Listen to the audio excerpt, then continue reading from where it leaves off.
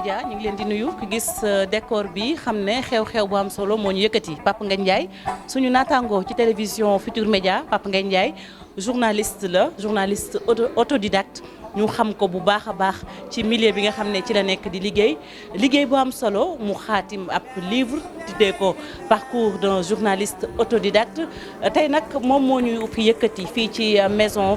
d'édition bi di Harmattan nekk fii ci Ndakaaru xam ngeen ne nag tey jii lu am solo dina fi jibee liñ fi xaar itam bëri na ndax lu ci mel ni ki nga xamante ne si moom mooy docteur Abdoulaye Diallo mi jiite Harmattan moom dina def mot de bienvenue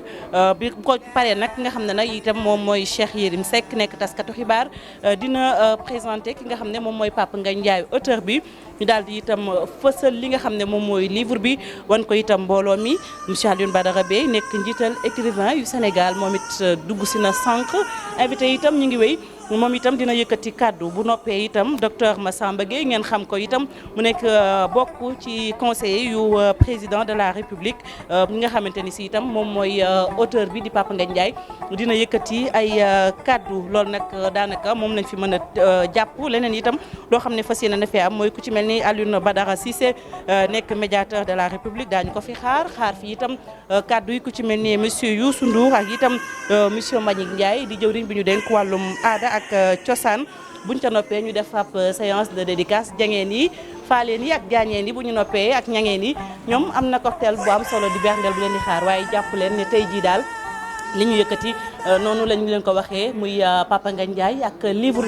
bi mu xaatim dippee ko parcours d'un journaliste autodidacte fi mu jaar bëri na la mu liggéey itam bëri na moom Papa Ngagne Ndiaye ci kanam tuuti incha allah fi mu ne nii nag invité yi ñu ngi ñëw ndànk-ndànk xanaa ñu doxantu tuuti ak suñu micro xool invité yi ñan lañ ci mën a jëlee kàddu wala itam ñu utali leen sax li nga xam ne moom mooy livre bi pourquoi pas. ñoo ngi ak itam keneen ku ñu ràññee lool ci wàllum politique moom itam mu yàgg a liggéey ak Papa Ngagne Ndiaye n'est-ce pas Thierno Bocoum ñu xàmmee la ci Faram Facce nga bokk ci ñi nga xam ne jaar ngeen ci ay loxoom tey ji nga ñëw ci livre bi nga xam ne moom la ñuy daloo mun nañ ko waxee noonu muy livre bi Papa Ngagne Ndiaye xaatim ñu gis la nga yore sa bos liiragul nga ko wala liiraguloo. liiraguma ko mais dinaa ko lire avec beaucoup de plaisir. parce que Papa Ngagne ñëpp xam nañ ko ci réew mi xam nañ ko ci professionnalisme. te gëm naa ne su bindee livre jëmale ko ci parcours am journaliste autodidacte dina bëri ay enseignements yu bëri yi ñu ci war a mën a tirer. donc moo tax vraiment am nañ mbégte am ko te dinañ ko lire bu baax incha allah. d'accord kon daal yow jàpp nga ni li nga ci xaar di nga ko ci am maanaam ay révélation yu am solo ndax itam gis nañ Papa Ngagne Ndiaye ak personnalité am ak professionnalisme autant pour moi ci télé bi rawatina ci émission Faram Facce bi nga xam ne yéen la leen fay dalal yéen waaye politique yi. parfaitement. xam nañ bu baax ne en fait fii tey mu toll ci journalisme lu mu liggéey la waaye aussi soo gisee nit mu dem ba tollu fenn fi rek c'est parce que parcours am moo koy may donc parcours boobu je pense que ñu bëri ñoo xam ne ñu ngi def journalisme ak ñuy liggéey ak journalistes yi ñu mel ni ñun war nañ ñu ci mën a jëlee lu bëri moo tax vraiment mbégte la loolu ñu ñëw fekkee teewee journée bi waaye aussi am livre bi mën ko lire ba xam lu nekk ci biir incha allah. ci kanam tuuti incha allah Thierno Bocoum daañu la fekkaat ci biir salle bi ñu bàyyi la nga dem jàppi place mu ngoog mu nekkoon Thierno Bocoum bu réew mi bu président Idrissa Seck. voilà waa télévision Futur Média seen confrère moom moo woote ñu wuy si madame Ba Oumou Ndiaye taxaw ak ñun fii ànd ak Marianne Siva Diop madame Ba gis nañ ne yaa ngi yor sa livre mais Papa Ngagne Ndiaye avant tout c'est le confrère. waaw Papa Ngagne maa ngi lay nuyu ba pare Fati Papa Ngagne au-delà du collègue qu'il est moom suñu frère la suñu lépp la. et bi livre bi mu bind ñu yaakaar ne du nekk dernier am bi mu koy mbëbët li mu ci def yëpp loolu dara umpuñu ci donc bi mu ko commencé bi mu ko bëggee def ak yëpp daf ci ouvrir ak ñun ñu nekkoon ak moom di ci liggéeyantu ba mu nekk li donc bu tey jii lii ñu bëgg ko consacré yaakaar naa ne faaw ñu ñëw nag teew ci kanamu ay mbokkam bokk ak partagé ak moom moment yi. ngoog télévision Futur Média famille la njaboot la loolu seen teewaay fii mu ngi koy dëggal madame Ba Oumou Ndiaye xam naa ni yaa ngi ànd ak itam sa beneen doom ndax macha allah ni ñu koy waxee da ngaa njaboot sa bébé Marianne Siva macha allah borom kol gu rafet gi Marianne yow tamit nga ñëw ci sa bésu confrère muy Papa Ngagne Ndiaye bésam ñu yore livre bi bi Papa Ngagne xam nga ko liggéey nga ak moom côtoyé nga ko ca télévision Futur Média mais laata nga koy côtoyé télévision Futur Média Marianne en tant que jeune sénégalaise daan nga ko suivre n'est-ce pas. waaw ni nga ko waxee dëgg la loolu Fati waaye laata loolu mu nuyu également ñi nga xamante ne moo ñuy seetaan comme ni nga ko waxee léegi Pape Ngagne laata ñuy nekk ak moom fi nga xamante ne moo di télévision Futur Média dafa nekkoon koo xamante ne dañu ko yàggoon di suivre amaana boobu sax nekkaguñu ci métier bi nga xamante ne moo di journalisme yàlla li muy def ñu dajawaat ci benn organe muy groupe Futur Média mu nekk koo xamante ne ñun dañ ko apprécier mu nekk ku ñàkk ki ñaan nekk nit koo xamante ne ku professionnel la ci li muy def nekk koo xamante ne dafa nekk ku ñuy encourager ñun en tant que jeune mënoon na ko ci bañ a fekk mais mu di ko def kon bu wootee tey lu ni mel jaadu na ñun ñi nga xamante ne ñoom la bokkal kër gii di Futur Média ñu jiitu ci ba tax na dañ koy ñaanal comme ni nga xamante ne noonu la ko madame Ba waxee rek livre bi bu mu nekk mujjantelu livre am ñu koy ñaanal succès di ko si ñaanal jàmm yàlla defal ko xéewal yu bari daal. jërëjëf Marianne jërëjëf madame Ba yow moom xam naa dañ leen di bàyyi rek ngeen dem ci biir ndax livre bi itam ni nga ko waxee liggéey nga ci ak Papa Ngagne li nga ci xam bari na ñu bàyyi leen ngeen dugg ci salle bi cérémonie bi ci kanam lay doon. Alassane Samba Diop directeur bu rajo Futur Média moom it dafa ñëw soutenir si confrère am Papa Ngagne Ndiaye moom nag livre bi da koo def futu Halpulaar mi ngi mu dugal ci mbuusam Alassane nee nga bokk nga ci ñi nga xam ne ñoom lañ njëkk a jox bi le livre. waaw yaakaar naa moom la man bokk naa si njëkk xamante Pape Ngagne jox na ma livre bi pour ma lire ko waxtaan si échange ak moom yaakaar naa lu mu def lu baax la ndaxte journaliste africain ak sénégalais yi il faut ñoom habitude di bind lu ñuy dund ak seen parcours da ci wax di bind sax si yeneen question xamante ne question politique la façon de faire et tout si suñu réew yi boo demee bitim réew suñu naataango yi nekk foofu nekk France nekk États-Unis yu bëri dañuy bind di wax si ne mbirum réew si relation internationale si politique dëkk bi ak yëpp yaakaar naa loolu day encouragé ndaw yi te ñun ñëpp encouragé nañu tamit ñun ñi di nekk ay journalistes xëy na benn jour ñu soobu ci partagé li nga xamante ni jot nañ ko dund ci mbirum profession bi ak nu ñu rencontré ci profession parce que métier bu ñu def métier bu passionnant la di nga tase nit bu nekk te yaakaar naa lu am solo la. Alassane ñu koy sant di ko gërëm mu ngi wax waa télévision Futur Média groupe Futur Média sax laay wax ñoom ñëpp ñu ngi ñëw maa ngi seen fële itam Moundiaye Cissé Moundiaye ndax mun nga yegg si rek rapidement xam naa ne jot gi bëriwul ñu ngi lay nuyu. maa ngi leen di nuyu di leen fay. waaw Moundiaye Papa Ngagne Ndiaye collaborateur la confrère la xarit la yéen a ngi ak livre bi tey Moundiaye lan nga mën a wax ci livre bi. waaw livre bi lañ ci mën a wax bari na ay émission bi ñu rawoon livre bi daf ñu koy indiwaat ci émission yooyu. livre bi daf ñuy wan aussi que ne dara mënul impossible ci nit ku bëgg a dem ci kanam. parce que Pape Ngagne boo xoolee parcours am fa wane engagement. que ne exemple donc ci jeunesse bi. que ne boo amee engagement boo amee motivation. mën nga dem fu nekk.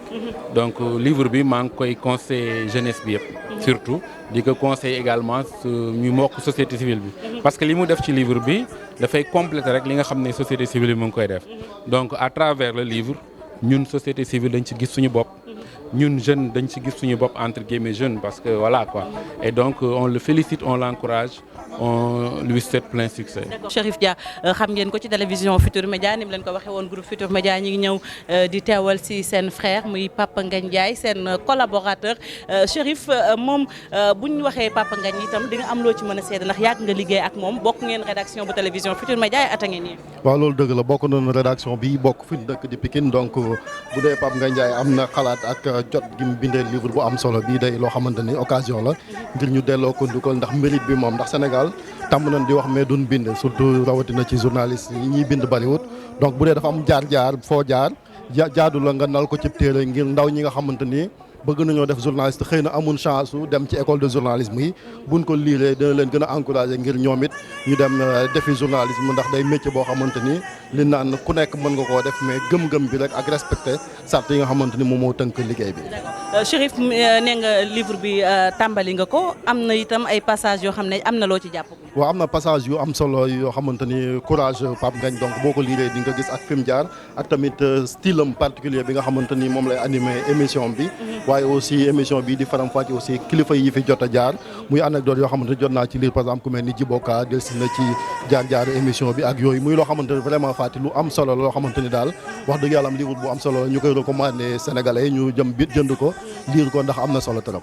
Chérif Dia ñu koy sant di ko gërëm ni mu leen ko waxee mu ngi nekk télévision Futur Média duñu ko présenté nekk collaborateur u Papa Ngagne Ndiaye ñu bokk itam fa ñu dëkk muy Pikine dégg ngeen ay kàddoom. ñu ngi nii ak suñu beneen natango Pape Samba Kane taskatu xibaar moom itam lii def na ko du ñu ne guleet ci moom ndax yàgg ngeen ko xam ci bind xalimaam gu rafet macha allah Pape Samba ñu ngi lay nuyu. maa ngi leen di fay. tey nga ñëw itam wuy si wooteeb sa confrère muy Papa Ngagne Ndiaye mais surtout ñu gis la ngay bind aussi nekk journaliste bu ñu ràññee tey bi nga yëkkatee li nga xam ne moom mooy livre Pape Ngagne muy parcours d'un journaliste autodidacte ban yëg-yëg ngay am. waaw d'abord li ñuy wax maanaam fierté ak ponk gi ma ko fonkoon yokku parce que damay wax. ak sama benn xarit bu ñuy wax Mame Less Camara te ngeen xam ko ni man te li ma tax ma koy wax déglu Pape Ngagne fan yëpp moo tax loolu ñëwaat sama xel journaliste dafa denc ay façon yi defar yi mu juddoo maanaam ni ko tubaab ni mu ko waxee ni ko Mame Less waxee ci tubaab ce métier conserve des aspects médiévaux maanaam rédaction yi dafa mel ni ay atelier muy wax ne moom day jàngale nee na nga nekk journaliste bu diplômé mbaa nga bañ a diplômé boo ñëwee ci rédaction da nga war a tànn foofu maanaam ku ñuy wax sa maître maanaam da nga fa war a tànn oustaz bu lay jàngal di la won liggéey bi ni ñu koy doxalee parce que école yi ñu fay jàng am na trop solo te damay conseiller xale yi ko bëgg sax ñu dem ci école yi waaye li ci ëpp solo mooy boo paree ci diplôme bi nga def ko ne loolu nag am na luy door tey diplôme bi du lu jeex lay door nag loolu la Mame Less di wax. ne ku dugg ci rédaction da nga war a wut benn maître wala maître xool la fonk la tànnal la boppam daal di la tette sa pas yu njëkk yi boo ko seetee loolu amoon na si ñun temps ñun ñoo xawoon a tane xale yi moo tax sax méritu Pape Ngagne gën a rëy parce que moom bi muy dugg si métier bi fekk na loolu xaw jeex ñun bu ñu daan dugg dañuy fekk ay mag ñu téye ci loxo di ñu maanaam waaw kay di ñu aar ci ndëgg sërëx yu njëkk yi ba ñu dëgër ñu door ñoo baax moom nag boo jàngee parcours am bi da ngay xam ne dafa ñëw rek sóobu te ba mu sóoboo nag mu denc xelam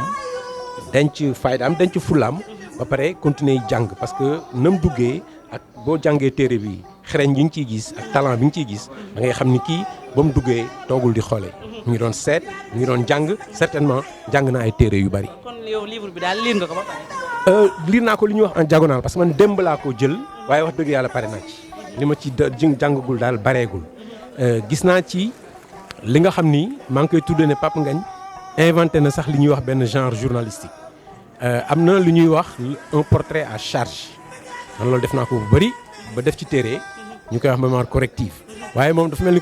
ku sos benn genre journalistique bu bees li ñuy wax une interview à charge maanaam dina la buy wax ak yow dana la pousse di la pousse ba nga génne li nga xam ne xëy na ba ngay ñëw fas yéene ko woon wax te loolu nag qualité journaliste d'investigation dëgg la.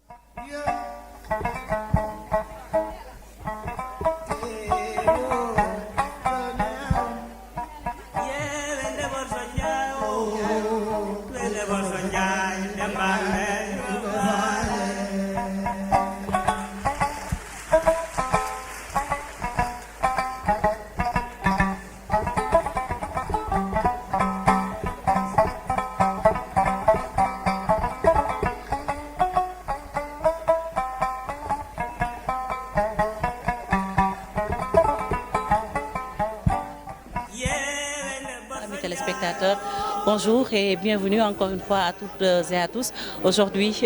tout le monde est là. Pourquoi? Parce que nous sommes là pour répondre à l'appel de notre frère, notre collaborateur, notre ami, Papa Ngagne Ndiaye, le journaliste Papa Ngagne Ndiaye, le Sénégalais, Papa Ngagne Ndiaye, le modèle. Parcours d'un journaliste autodidacte, son ouvrage, un ouvrage intéressant. De Pencho à Faram Fatché, de l'eau a coulé sous les ponts, certainement, mais l'homme est resté le même,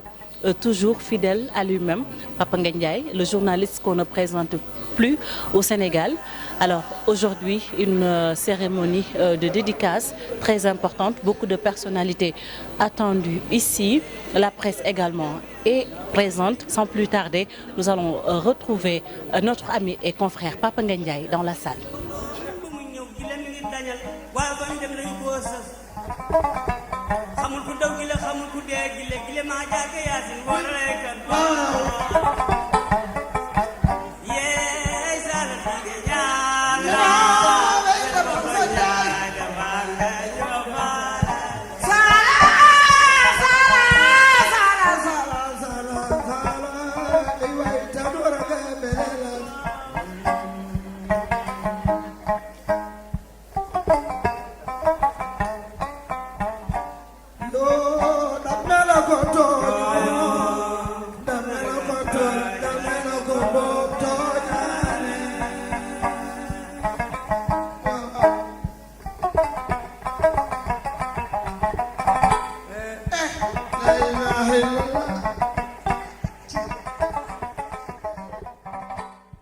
Mesdames et Messieurs les ministres,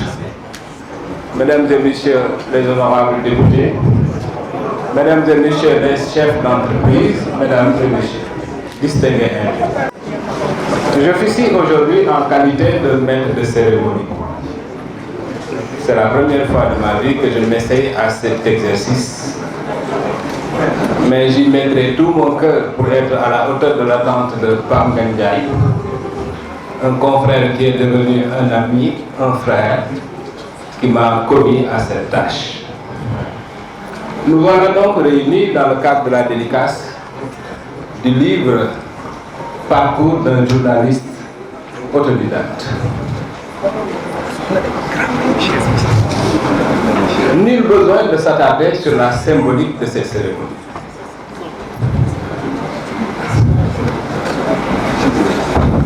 La lumière est dans le livre, a tranché l'énorme écrivain français Victor Hugo depuis 1878. Par contre, je vais m'arrêter sur l'intérêt thématique de ce livre. À travers son expérience de journaliste autodidacte, comme il le dit, Pape Ngagne Ndiaye projette un regard sur les forces et les faiblesses d'un maillon essentiel de notre démocratie qu'est la presse. Sans la presse, il n'y a pas de censure. Sans censure, il n'y a pas d'optimisation de l'action. Sans optimisation de l'action, il n'y a pas de performance. Sans performance, il n'y a pas de progrès. Sans progrès, il n'y a pas de démocratie pérenne. Donc la presse est fondamentale dans une démocratie. La cérémonie qui nous réunit aujourd'hui rassemble tout le Sénégal dans sa diversité politique, le Sénégal dans ses composantes économiques, le Sénégal dans sa splendeur culturelle. Je vais laisser le soin au docteur Abdoulaye Diallo, directeur des éditions L'Harmattan, éditeur de cet ouvrage, de souhaiter la bienvenue à ce public aussi étoffé que prestigieux. Je vous remercie.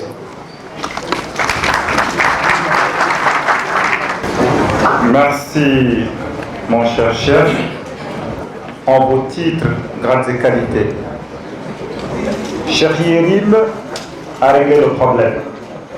Je ne m'autoriserai pas à citer tous ceux et toutes celles qui sont là. Mais chacun des visages que je vois ici dans cette salle est un visage qui, au regard que je lui fais, saura et sait déjà ce que je pense de lui. Mon propos aujourd'hui sera d'abord un propos de remerciement. Remerciement à l'endroit de vous tous et de vous toutes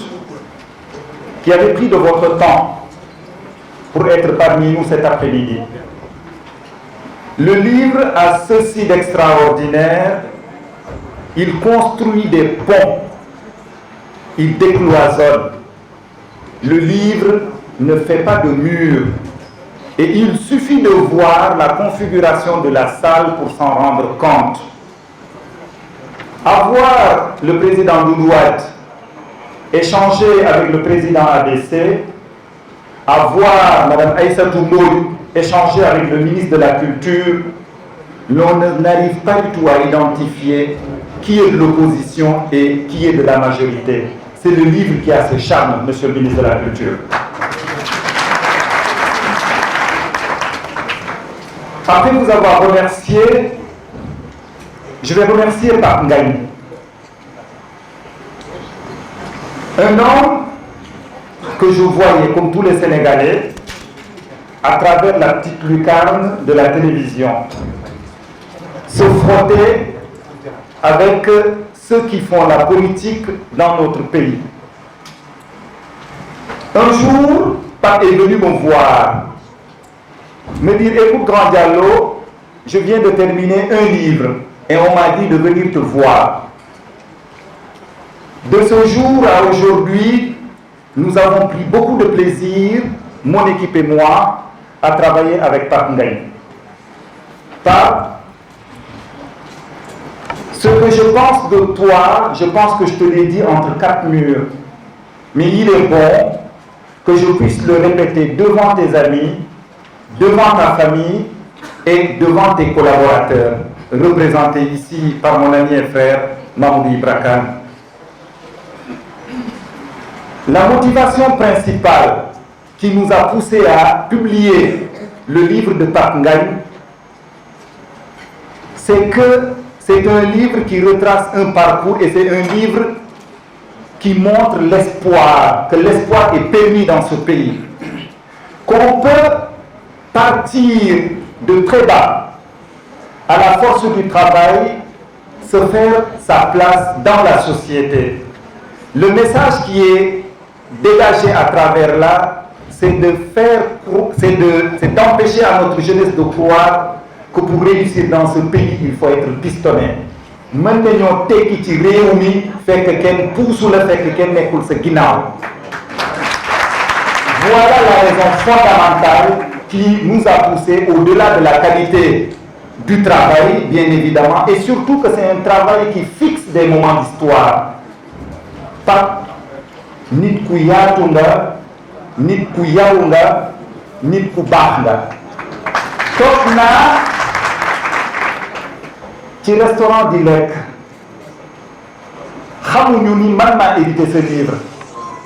ma dégg benn grand bu sant Ndiaye peut-être xaw ma sa mbokk la wala du sa mbokk mais am na ay kàddu yu mu wax yoo xam ni kooku ku ko dégg ngay mbokku Pape Ngagne war ngaa am lu la bégal. May terminer ci Pape Ngagne ni ko téere bi la dese mooy téere bi nga ameel sa baay Alaaji Boukounta Ndiaye waaw. amel nga ko téere boo xam ne il faut que nga expliquer Sénégalais yi nga jox ko kàddu mu wax man xaw ma kuy sabaat damay dégg rek ñuy wax Alaaji Boukounta Ndiaye dégg bu fekkee def na ko li muy def ci man ma yëg ko mais aujourd'hui kii di Alaaji Boukounta kii di feu El Hadj Abdoulaye Nar Samb kii di Alaaji Mansour Mbaye ak ñeneen ñu doon ànd ak ñoom amel nga leen téere te loolu téere boobu kenn du ko bind ku dul yow. Et je terminerai juste par dire que l'Harmattan Sénégal, à travers le livre, c'est ça. C'est de donner la parole à ceux qui ont quelque chose à dire. Et Dieu sait que dans ce pays, il y a des gens qui savent et qui ont des choses à dire. Des gens qui ont pour vocation d'être présentés en modèle. Aujourd'hui, cette cérémonie de dédicace, j'ai rencontré tout à l'heure le président Babacar Ngom de Sedima. xawma ko woon dama ko daan dégg comme tous les Sénégalais mais président Ngom, je ne vous vois pas, je sais que vous êtes quelque part, mais vous devez à la jeunesse sénégalaise un livre dans lequel vous leur dites comment on peut partir de rien du tout pour arriver au sommet de l'économie mondiale. Merci beaucoup. Oui. Merci beaucoup. Merci, cher. Voilà, parce qu'on est obligé de rester dans le minutage, sinon la cérémonie ne sera pas à dimension humaine. Le prochain intervenant a une double casquette. Dans la vie active, il est le patron de Pape Ngagne. Pour l'occasion qui nous réunit, il a fait l'amitié à Pape Ngagne de préfacer ce livre. J'ai le plaisir de donner la parole à un des confrères pour qui j'ai un grand respect du fait de sa politesse. Je me nomme Mamoudou Ibra Kane.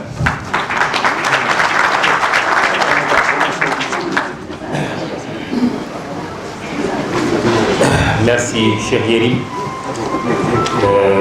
c'est l'occasion également pour moi de te renouveler toute mon amitié et toute ma fraternité. Monsieur le médiateur de la République, je ne suis pas fort en protocole. Monsieur le ministre de la Culture, Monsieur le ministre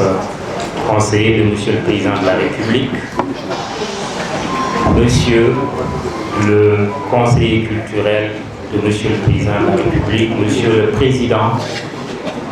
de l'Association des écrivains du Sénégal, Mesdames, Messieurs les ministres, députés, directeurs généraux, chers publics, chers concitoyens, cher Pape Ngagne Ndiaye. Si j'ai bien compris, à la suite d'Abdoulaye Diallo, pour qui j'ai une très grande estime et un profond respect pour son professionnalisme et pour le rayonnement du livre aujourd'hui le Sénégal, à sa suite et à la suite de Cheikh Yérim Seck, si j'ai bien compris, il s'agit cet après-midi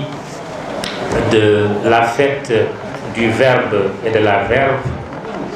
donc de la parole. La parole parce que avant d'être écrite en Afrique, la parole est d'abord parlée. Vous m'excuserez de la redondance. Nous célébrons une voix, nous célébrons un visage, nous célébrons un grand professionnel du journalisme. Nous célébrons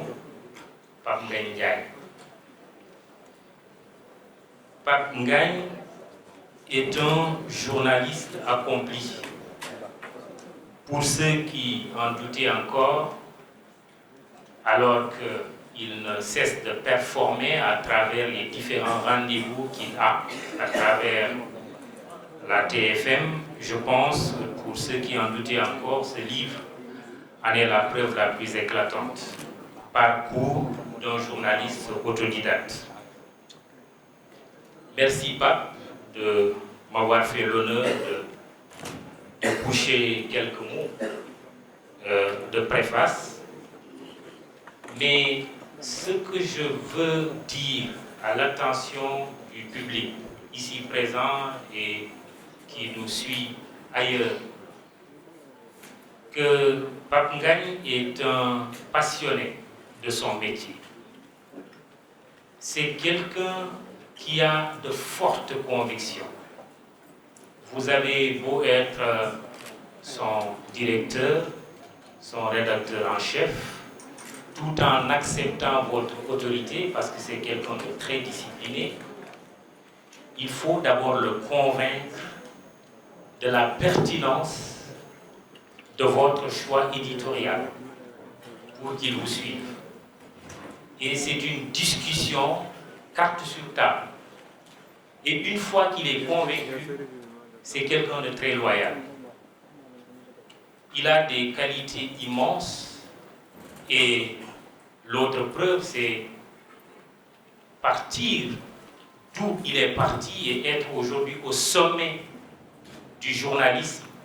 au Sénégal et en Afrique, il faut le dire, parce qu'il faut avoir des ambitions. Nous ne devons pas seulement nous arrêter à notre pays, grand pays, par la qualité de ses ressources, mais petit pays de par sa taille. Nous devons également conquérir des bastions en Afrique et dans le monde. Il faut que nous apprenions à nous départir de notre complexe qui est très sénégalais de penser que nous ne sommes pas en mesure de rivaliser avec les grands. Je trouve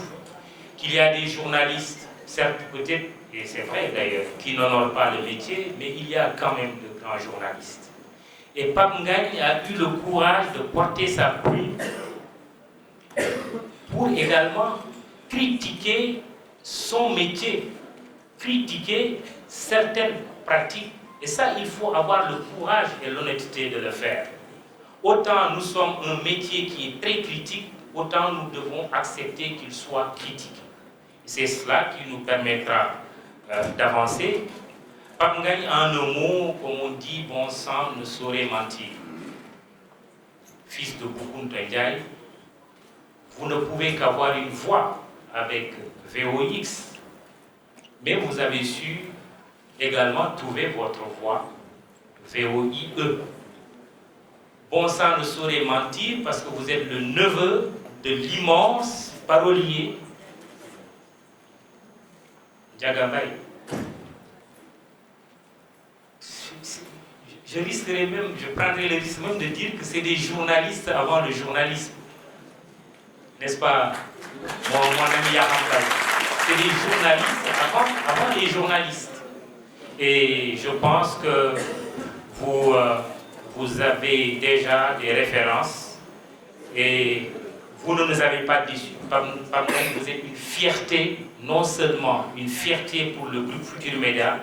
mais vous êtes une fierté nationale. Je le dis sous le contrôle de mon frère, le directeur de la RFM, Alassane Samba Diop. Le témoignage est unanime. Vous êtes un grand monsieur. Ce sont ces quelques mots que j'avais à dire. J'aurais bien voulu en dire davantage, mais je vais respecter le temps de parole qui m'est imparti. Bon vent, cher Pape Ngagne, et longue vie à toi.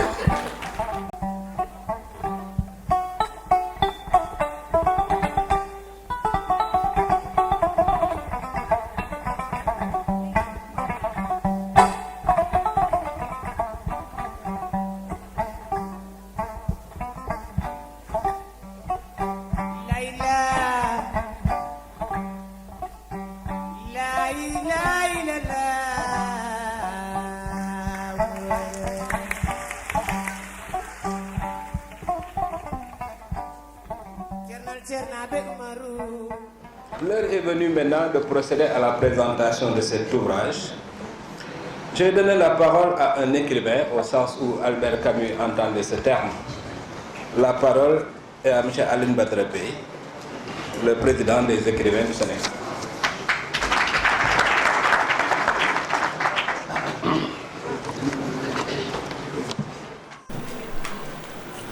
Monsieur le ministre de la Culture et de la Communication, Ndiaye,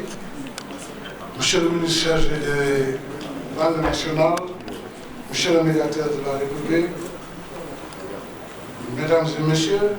chers invités, honorables députés, Monsieur le Président du PEN Sénégal,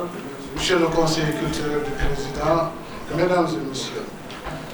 la sortie d'un ouvrage a été toujours considérée comme une naissance. Et comme toutes les naissances, elle est célébrée pour ne pas dire fêtée. La cérémonie d'aujourd'hui, qui s'inscrit dans cette dynamique de reconnaissance, mais aussi de sublimation d'une œuvre humaine, n'échappe pas à cette règle. Je voulais saluer au passage les honorables députés qui sont là devant moi. Tout passe, tout change, seul le tout reste. Le tout, mesdames et messieurs, c'est l'abnégation dans l'effort, la conviction dans le combat, la fidélité et la loyauté dans les relations humaines. Aujourd'hui, mesdames et messieurs, nous sommes réunis autour d'un nom, autour d'une œuvre et autour d'un parcours. Ce parcours, c'est celui d'un serviteur de la plume et du micro, en définitive, un poète de l'image. Il s'agit de mon neveu et jeune frère Pape Ngagne Ndiaye, qui est une référence pour une jeunesse parfois inquiète et souvent agressée, souvent angoissée, mais toujours en alerte. C'est le sens de la publication de cet ouvrage qui porte la signature de Pape Ngagne Ndiaye, parcours d'un journaliste autodidacte. J'ai eu l'honneur et le privilège de prendre connaissance de cet ouvrage dès ses premiers instants. L'auteur, dans une simplicité et une humilité édifiante, me parla franchement de la jeunesse jusqu'à l'accouchement de l'œuvre. C'est l'éminent professeur Feu Oumar Sankara qui eut à faire la première lecture et la correction de l'œuvre. D'ailleurs, l'auteur l'a confirmé récemment à la lettre. Le professeur était séduit par le style, l'honnêteté intellectuelle et la technique d'écriture de l'auteur. Dans sa correction légendaire, il me dit ceci dans les yeux: Président, un grand auteur vient de naître. Je lui répondis aussitôt, comme vous le dites, vous, le double agrégé en grammaire et de lettres classiques, je consens à cela. C'est ainsi que commença la grande aventure qui nous réunit aujourd'hui. Pape Ngagne a, dans cet ouvrage de près de 400 pages, décomplexé le statut d'autodidacte, dont il se réclame avec fierté. Le fait d'être autodidacte propulse son œuvre et le porte au panthéon des grands hommes, des témoins de leur temps, des ultimes gardiens des citadelles de liberté. L'ouvrage, dans la classification des genres, est un essai, donc loin d'être une œuvre de fiction, théâtrale, romanesque ou nouvelliste. Il s'inscrit dans cette description narrative qui met le fait en exergue, mais qui n'étouffe point le commentaire. Il donne au dialogue et à l'échange un aspect contradictoire qui pourtant fixe les limites dans une maîtrise parfaite du temps, de l'ambiance et qui même fait parler les silences. Son enfance à Pikine, foyer d'exaltation populaire, témoigne son degré de courage et son combat pour l'existence, pour la survie tout court. Pikine, c'est aussi ce foyer ardent de contestation, mais aussi de jeunesse travailliste, où le refus à la facilité a trouvé une terre d'élection. Ceci explique aussi dans le style cet acharnement à faire parler l'invité, à l'arracher de son mutisme réactionnaire et silence coupable, à le bousculer parfois jusque dans ses ultimes refuges. Les chapitres développés dans ce livre, tels que l'affaire Farba Sène, son recrutement à la TFM, la parité, la transhumance politique, l'électricité, les difficultés professionnelles des jeunes diplômés, la qualité et la nature de ses invités, comme Abdoulatif Coulibaly, Madiambal, Mamadou Lamine Keïta, Aïda Mbodj, Aminata Touré, Mamba India, Alusal, Ousmane Ngom, Serigne Modou Kora, Maître El Hadji Diouf, Youssou Touré et tant d'autres, prouvent, s'il en est encore besoin, la volonté manifeste et le courage de l'auteur de connaître la vérité dans toute sa splendeur, dans toute sa rigueur. Il lui arrive aussi parfois de prendre position. C'est le cas de la parité, de la transhumance, du coût de l'électricité, etc. N'ayant jamais l'air d'un donneur de leçons, il n'ignore pas non plus la puissance de cette force fugace et imprévisible qui est la presse et qui n'a pas toujours besoin de courage pour régner. Il a donc appris à la domestiquer, à l'enrichir, à l'interroger, à la provoquer, mais toujours au service de l'information et de la communication. Le ton parfois dur, sans être agressif, permet souvent à l'invité de sortir de son calme, mais très vite ramené par un sourire rassurant. Cela se trouve aussi dans l'écriture fluide, élastique, aérée et attrayante. Incontestablement, cet ouvrage est bien écrit, dans un style glissant, débarrassé des clichés nocifs qui alourdissent et désorientent, mais il glorifie, interroge et stimule critique quand il le faut. La transcription étant souvent difficile et hasardeuse, pourtant l'auteur reste toujours fidèle aux arguments de ses invités, même s'il constate des divergences. C'est un signe majeur du talent de l'écrivain. Pour tout dire, l'écriture de cet ouvrage n'est pas banale, comme le disait le conteur Bernard Diop. C'est cette simplicité de l'écriture qui fait de Pape Ngagne Ndiaye un écrivain doué, ayant le sens de la métaphore et de la mouvance des idées. La description des faits, avec précision et sans violence, fait de cet ouvrage un chef-d'œuvre, ouvert à tous les âges et à toutes les ambiances. L'utilisation du mot juste fait du texte une oasis de découverte, de révélation et de musée parlant. Cette anthologie de textes, écrite par les phalanges digitales d'un maître du verbe, démontre une nouvelle fois la primauté de l'écriture sur la parole. Verba volent, scripta manent, comme disent les latins, les paroles s'envolent, les écrits restent. Désormais, cette émission mythique, Faram Fati, sera fixée dans les limbes de l'histoire et gravée dans les paliers des âges. Donc, je voudrais, en ce moment de reconnaissance, de témoignage et de sublimation, lui exprimer la gratitude des guetteurs de l'or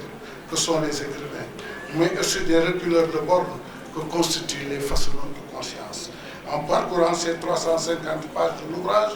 je peux déclarer, comme le défunt professeur Oumar Sankaré, une étoile est bien née dans le ciel du Sénégal des créations fertiles, des libertés arrachées,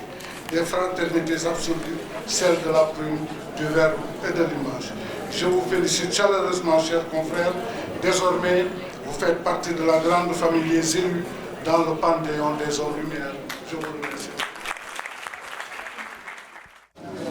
J'ai toutefois essayé d'agir en journaliste, tenter d'inhiber ma subjectivité affective et donc dresser un portrait le plus objectif possible de Pape Ngagne. L'homme dont je vais vous parler, la quarantaine fière, arbore une tignasse devenue subitement généreuse,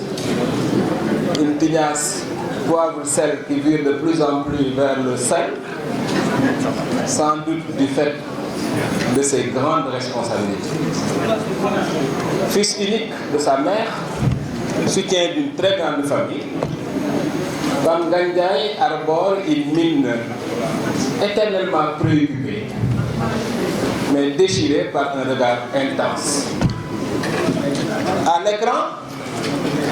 il est carnassier, il est brut, il est brutal, il est brut de décoffrage. Dans la vie de tous les jours, il est drôle, il est taquin, il aime profondément sa femme, il adore ses enfants et il vénère sa mère.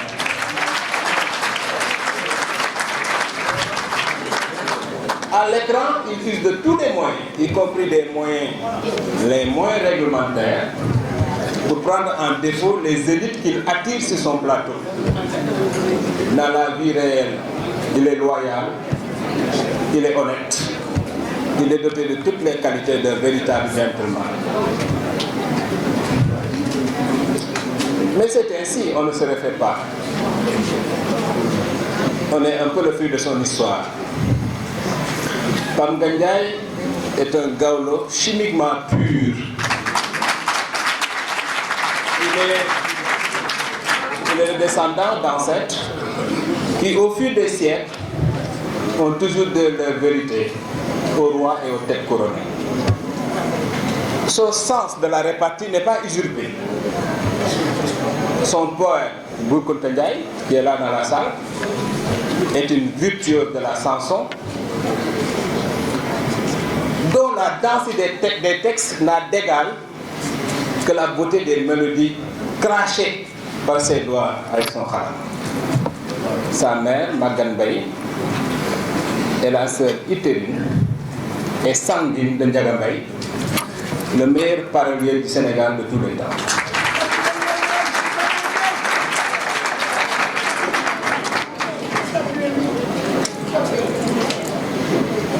Pape Ngagne Ndiaye est doté d'un disque dur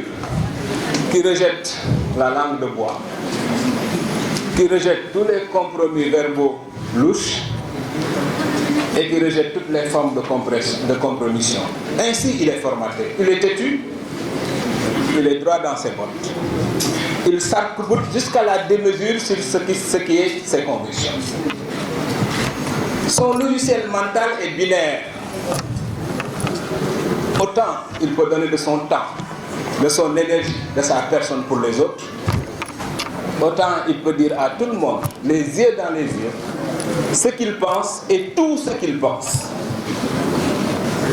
C'est sa façon à lui peut-être de durcir le cuir pour ne pas finir dans l'estomac des crocodiles du marigot politico-médiatique sénégalais. L'animateur de la revue de presse sur Walfadjri, l'animateur de Pencco sur Walfadjri, puis de Faram Facce sur la TFM est incontestablement une identité remarquable. Je suis fier d'être ton ami, ton grand frère. Mesdames et messieurs, je vous demande, vous tous, de vous lever pour une standing ovation, pour accompagner Pape Ngagne Ndiaye, pour venir jusqu'à ce pupitre, du haut duquel il va prononcer son discours.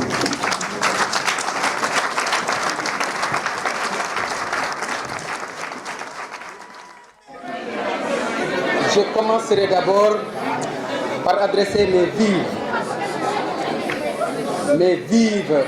salutations et mes vifs remerciements à toutes les personnes qui m'ont fait l'honneur de prendre part à cette cérémonie de dédicace de mon livre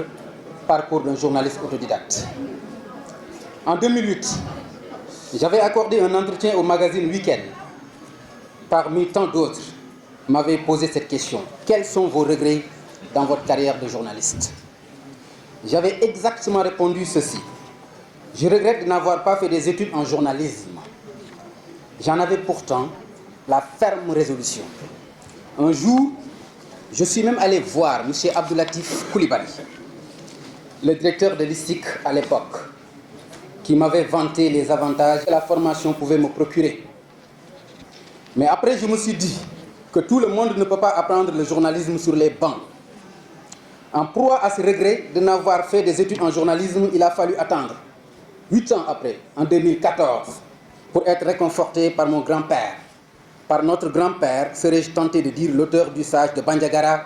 l'auteur de cette formule devenue proverbiale et symbole de la vitalité de la civilisation orale du continent africain en Afrique. Quand un vieillard meurt, c'est une bibliothèque qui brûle. Je veux nommer Amadou Hampâté Bâ. En effet, en lisant son livre à succès, Amkoulé, l'enfant Peul, je suis tombé sur ces 2 phrases qui sonnent comme une révélation, une réponse à mes états d'âme. Ne regrette rien. Il faudra toujours continuer à apprendre et à te perfectionner. Et ce n'est pas à l'école que tu pourras le faire. L'école donne des diplômes, mais c'est dans la vie qu'on se forme. Vous comprendrez aisément avec moi, mesdames et messieurs, pourquoi cette assertion constitue l'épigraphe de mon livre. C'est ce qui justifie dans le titre de l'ouvrage le trait d'union entre le par et le cours.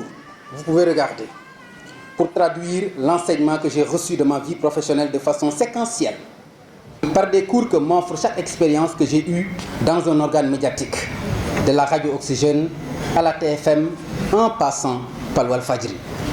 Le livre Parcours d'un journaliste autodidacte a été publié à compte d'auteur. Quand j'ai rencontré M. Alioune Badara Bèye, président des écrivains du Sénégal, dans le cadre du projet de mon livre, il m'a suggéré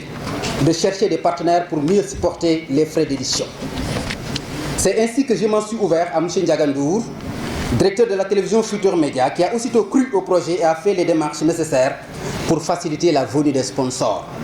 En effet, des sponsors m'ont accompagné dans ce livre. Je leur adresse mes vifs remerciements pour la confiance et surtout la patience. Ces remerciements vont également à l'endroit de M. Dr Abdoulaye Diallo, directeur de l'Harmattan Sénégal, qui a bien voulu publier mon livre. Qu'il me soit permis de donner une mention spéciale à M. Youssou Ndour, président directeur général du groupe Futur Média, artiste et artisan du développement, pour reprendre le titre de l'ouvrage que feu professeur Oumar Sankaré lui a consacré. Je profite de cette occasion pour rendre un vibrant hommage au professeur Oumar Sankaré, agrégé de grammaire et de lettres classiques, qui m'a fait l'honneur de corriger mon livre avant son rappel à Dieu qu'Allah l'accueille dans son paradis. Pour revenir à Youssou Ndour, j'éprouve de la fierté pour l'artiste en tant que Sénégalais, mais en tant que parent, ndax ay gawlo lañu. Quand je l'ai vu lors de son dernier Bercy, dans une salle archi-comble, et devant un public suspendu au corps du siège de son génie musical, le sang gawlo que nous partageons a fait un tour d'orgueil dans mes veines. J'éprouve également de l'estime pour l'artisan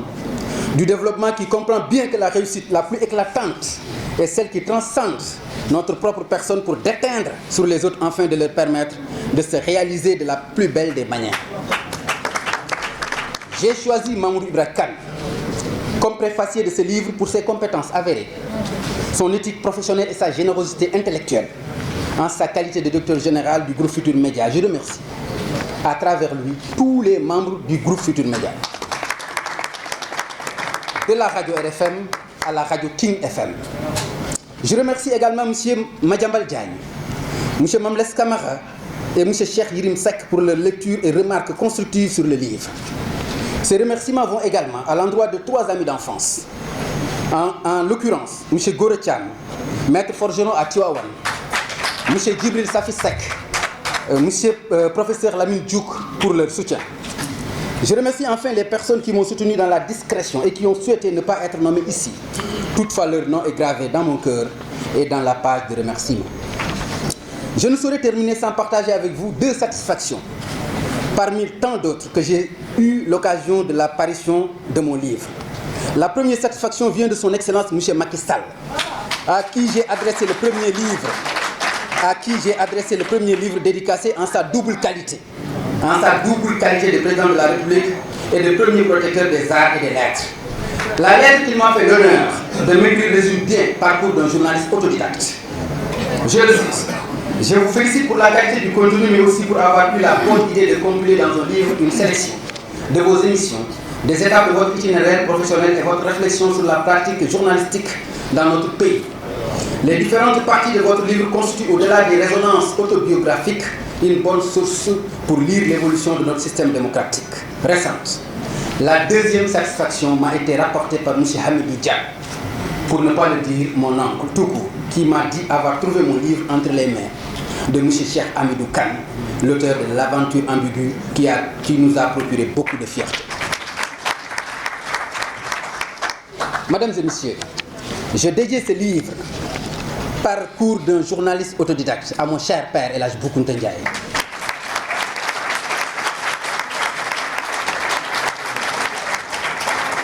Je dédie ce livre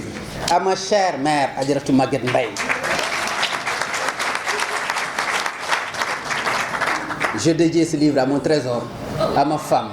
Fatou Ndiaye.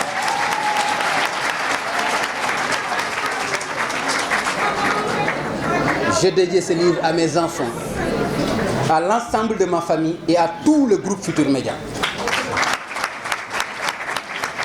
Mesdames et messieurs, je vous remercie.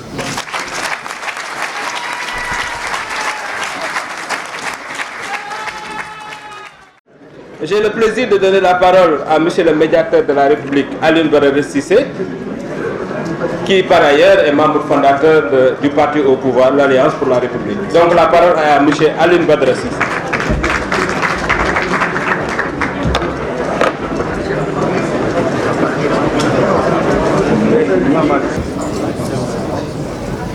Un délice fou d'être avec toi, Papa Ngagne. Masha'Allah, vrai qu'à tous les coups tu gagnes. Et traînant en ce jour saint du Seigneur, Seigneur des jours, ces galants temps mérités, conquis de nuit comme de jour, et que seule la fine solitude de la plume procure, plume qui ne fait que prolonger notre histoire qui dure. Une histoire Ngagne qui se transmet avant de se transcrire, par ta lignée synonyme de prédestination. Virtuose est ton nom, sans conteste ni question. Tu ne prêches ni ne vaticines pour avoir raison. Ton art, intelligemment distillé, exclut la déraison. De cela, ô perché, régnant sur nos privilèges, et qui nous tourne en dérision avec légers arguments de liège. Alors, aussitôt, Ngagne, tu surgis comme un rempart, garçon turbulent venant de partout et de nulle part, pour se faire un nom qui s'ajoute à Ciré, historien d'un futur au passé tant désiré. Tu parcours le temps et le survoles longtemps, comme pour rappeler que le temps n'est pas l'instant, puisqu'il n'est que le recommencement de celui qui s'étiole. Tenez-vous-le pour dit, Pape Ngagne n'aime pas les babioles. Virtuose est ton nom, sans conteste ni question. Mam Koumbandakhar et Ngor ont indiqué la direction, qu'empruntèrent cordes et cordes vocales de Pape Boukounta le champion. Papa Ngagne, ta vie est vocation. Ta mission en réinvention. Ta mise est parfaite. Ta réputation jamais surfaite. Par les cours des uns et ceux des autres, tu as su rester toi-même et pas un autre. Et nous qui t'aimons, t'admirons et t'apprécions, garde-nous éternels en ton admirable passion, qu'est l'humain en toute sa dimension. En ce souffle époustouflant, que ton oncle Ndiaga Mbaye nous laisse pour l'éternité. Bon vent, amicalement, ABC. J'ai l'honneur de donner la parole à un grand combattant de la liberté et de la démocratie. Je veux nommer Doudou Wade. Monsieur le ministre de la Culture et de la Communication, Monsieur le médiateur de la République, Monsieur le président de l'Association des écrivains du Sénégal, Monsieur le ministre, président directeur général du groupe Futur Média, Monsieur le conseiller culturel de Monsieur le président de la République, chers amis et chers invités de Papa Ngagne Ndiaye et du groupe Futur Média. Il y a 3 catégories professionnelles avec lesquelles il est difficile d'entretenir des relations amicales. Les policiers, les juges et les journalistes. Cette affirmation du président François Mitterrand ne résiste pas à la réalité des relations qu'entretiennent avec Papa Ngagne Ndiaye toutes ces personnes ici présentes, dont des personnalités politiques,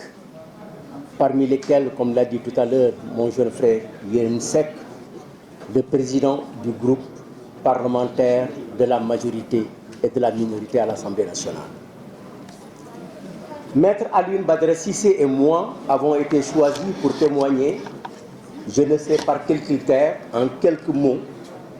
chacun au nom d'un camp. Je constate que des politiques craignent les journalistes et les courtisent. Certains journalistes veulent être à la fois intimes et distants des politiques.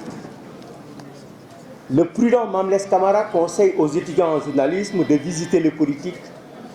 et de ne pas les fréquenter. Cependant, force est de constater qu'en démocratie, entre les journalistes et les politiques, une collaboration saine, régulée, dans les limites de la loyauté et de l'indépendance et au bénéfice des citoyens en quête de meilleur devenir. Papa Ngagne a compris le professeur Ibrahim Bakhoum pour qui le journaliste s'engage à aider, à comprendre des faits dont il ne maîtrise en amont ni la nature, ni le lieu, encore moins la date de survenue. Ainsi, Papa Ngagne nous réunit cet après-midi pour une séance de dédicace de son livre Parcours d'un journaliste autodidacte. Papa Ngagne partage avec son public un vécu, une somme d'expériences, des aveux, des reniements, des souhaits, des projets, des réussites et des échecs. Il nous a aidés à découvrir ses invités, les connaître pour mieux les comprendre. Papa Ngagne, journaliste autodidacte, est surtout un journaliste de talent. Ce talent, salué par ses employeurs et par ses pairs, s'est confirmé à moi en 2011 lors de son émission avec Madame le Premier ministre Mame Madior Boye. Décrocher une interview, un face-à-face,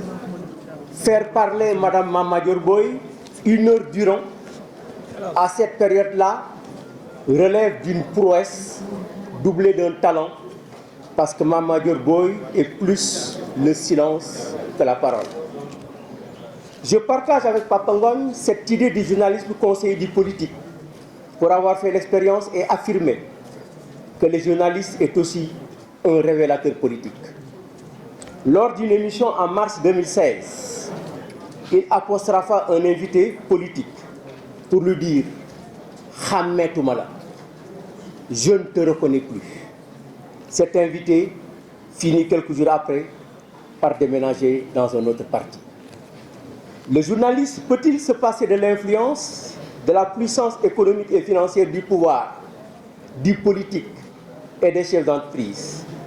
Doit-il utiliser son pouvoir pour domestiquer le politique et assouvir ses désirs?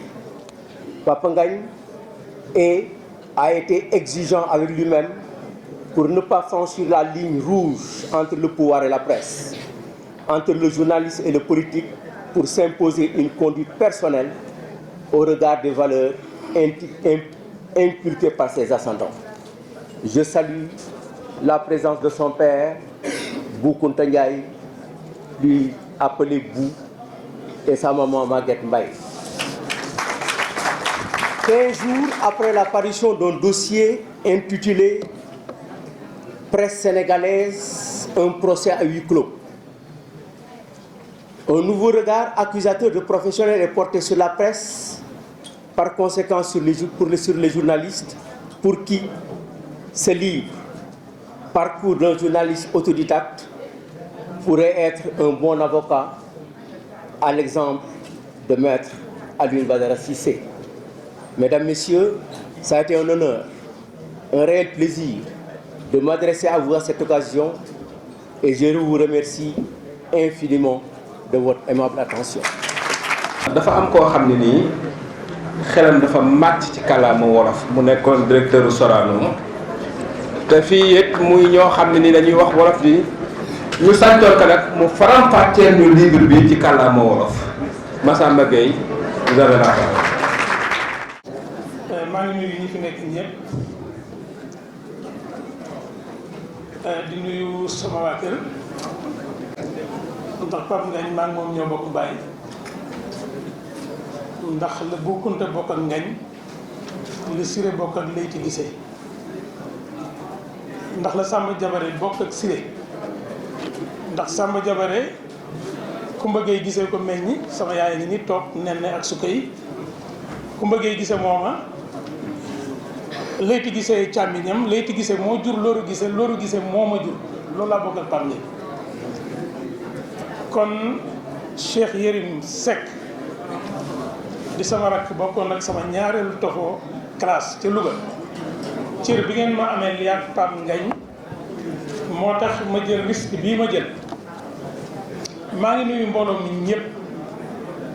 commencé ko ci ministre bi di feddali sama kóllëre ak moom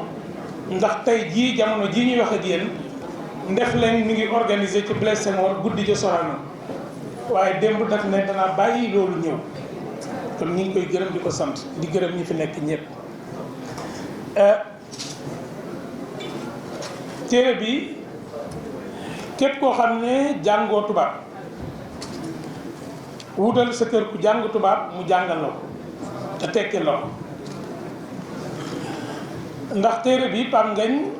da cee ubbi ñetti bunt bi njëkk bi du buntu jom bunt bi ci topp di buntu jomb bunt bi ci topp di buntu fayda mooy ñetti bunt yi nga xam ne moom la ubbi buntu jom bi mooy lan mooy ñoom journalistes yi dañoo tàmm ku fal boo toogee téeméeri fan 100 jours ñoom ñëpp ñu def journal ne la loo fi def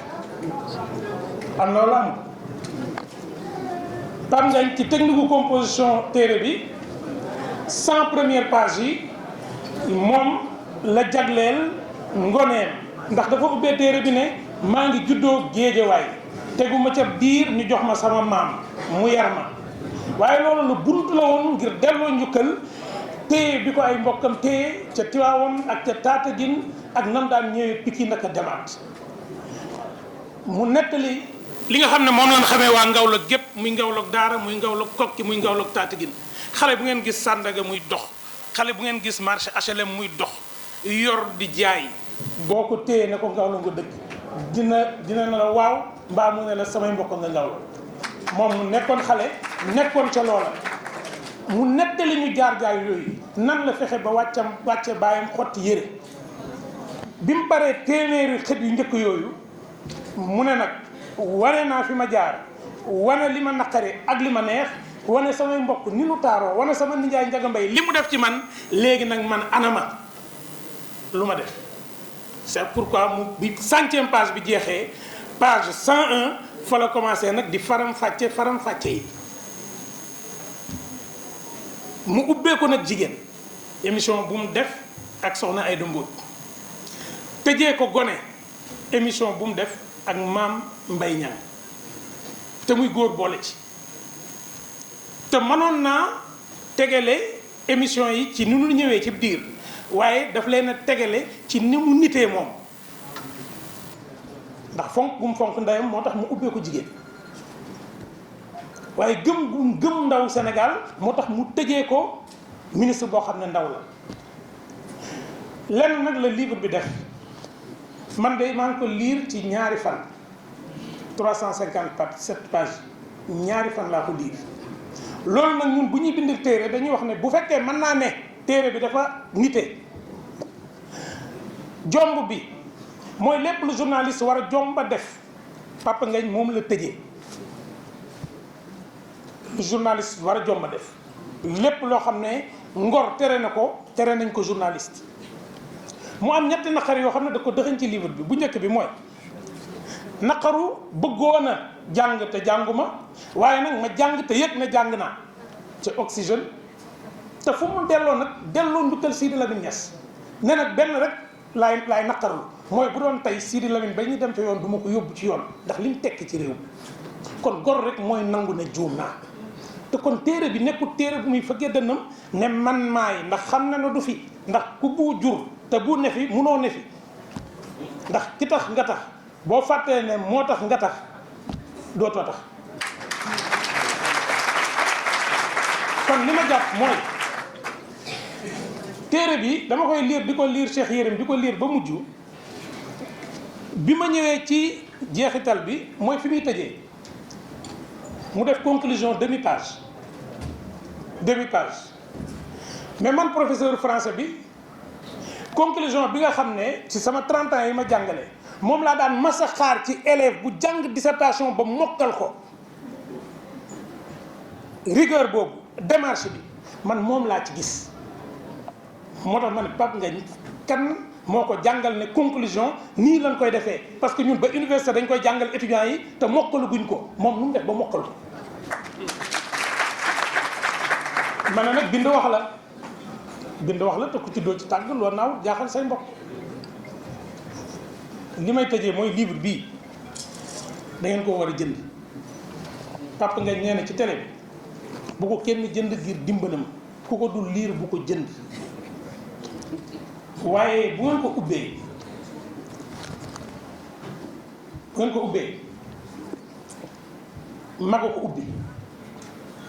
mag moo ko ubbi ne ko bu réccu ndax nit du réccu bu réccu xamal ne dem ci daara dana la sol xam-xam waaye la tax ngay nite àdduna moo la koy jàngal moo tax wala fi ne gone ak téeméeri pind maase naag magum téeméeri at sama baay laaj maasu maa ngi lay nuyu kon li may terminer mooy téere bii journaliste yi lii moo leen war émission bii man de xamee naa ci loo xam ne am na politicien bu ma nawoon lool démb avant may tëj livre bi ba may tëjee livre bi gën naa ko naw ndax la ma waxoon 2013 dama ko dégg mu waxaat ko démb te bàyyi laat nee na ku sa waxi daaw waroo ak sa waxi ren man jàppee ma la nit kon nag politicien bu ne bu ci demati émission defal ndànk ndax da ngeen daan wax mu jeex ñu jëli bande denc tey nag journaliste yi commencé nañ di ko bind def koy téere wasalaam. dafa am nag suñu kilifa gu mag gu fi nekk di président des communicateurs traditionnels di El Hadji Mansour Mbaye ñu am mbégte lool ci taxawaayam parce que dafay suñu kilifa di suñu papa ba pare ñëwam di taaral bis bi ma am mbégte lool jox ko kàddu gi ngir mu wax xalaatam ci événement bi nga xam ni moom lépp lu jaar laal askan wi rek daf ko laal donc El Hadji Mansour Mbaye vous avez la parole. asalaamaaleykum maa ngi nuyu ñi fi toog yëpp di nuyu monsieur le ministre de la communication ak ñi fi toog yëpp ak ministre yi fi toog ak góor yu baax yi xam ni noo wuy si Papa Ngagne di beral loxo nuyoo ngeen baal ma sama jarbaat sama xarit sama soppe di Youssou Ndour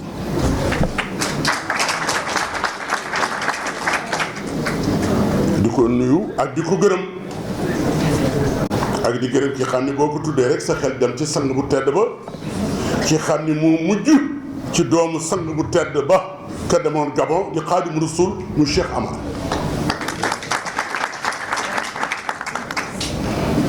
yaakaar naa ni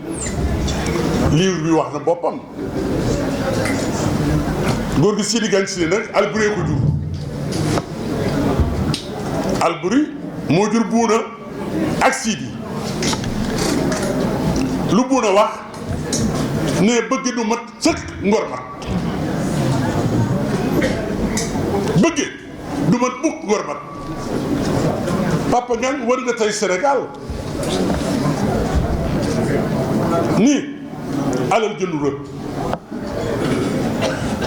ndax bu la alal jëndoon ñi fi daje tey du fi mën a daje war nga Sénégal it sama mbégte moo di sunu askan wu rëy wi ku jur Papa Ngagne ñu ni buum fu mu nekk ñu ne TFM ku fa nekk ñu ne Youssou Ndour ki sunu gannaaw ñu ne Malick ñu ne ñooñu fu ñu jóge ñu ne noonu jóge ci askanu mag bi askanu ngaw la ak askanu jiwal